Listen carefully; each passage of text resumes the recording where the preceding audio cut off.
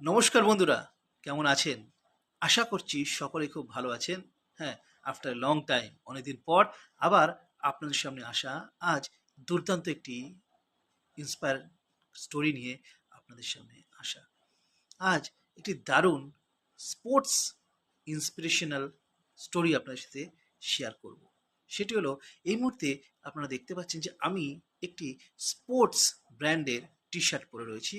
This is the one of the most popular sports brand Nike.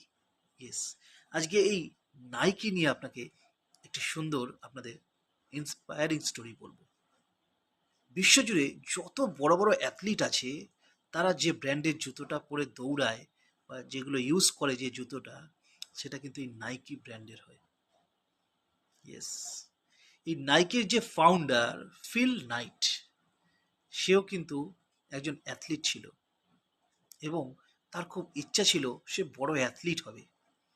অনেকগুলো রেসে সে পার্টিসিপেটও করে এবং ফাইনালি ন্যাশনাল লেভেলে গিয়ে সে সেরকম নাম করতে পারতো না, বারবার ব্যর্থ হয়ে চলে আসতো। খুব প্রবলেম সে লাইফে ফেস করেছিল, যেহেতু সে ন্যাশনাল লেভেলে গিয়ে ভালো পারফরমেন্স করতে পারতো না। আসলে সেই সময় ভালো মানের জুতো, স্পোর্টস শ্যু ছিল না। তখন তিনি ঠিক করলেন যে আমি যে সুবিধাটা পাইনি, আমি সমস্ত অ্যাথলিটদের এই ধরনের দুর্দান্ত সুবিধা দেব। যেমন কথা তেমন কাজ।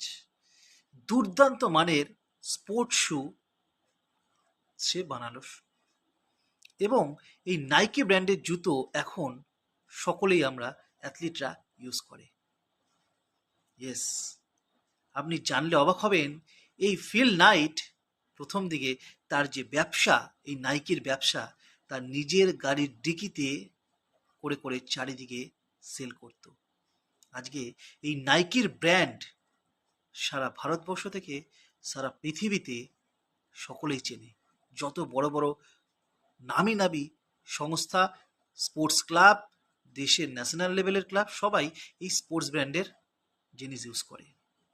এই মুহূর্তে এই নাইকির টোটাল নেট ওর্থ হচ্ছে $150 বিলিয়নস, অর্থাৎ ভারতীয় মুদ্রায় প্রায় 13,183.44 টাকার কাছাকাছি। বুঝতে পারছেন স্টোরি?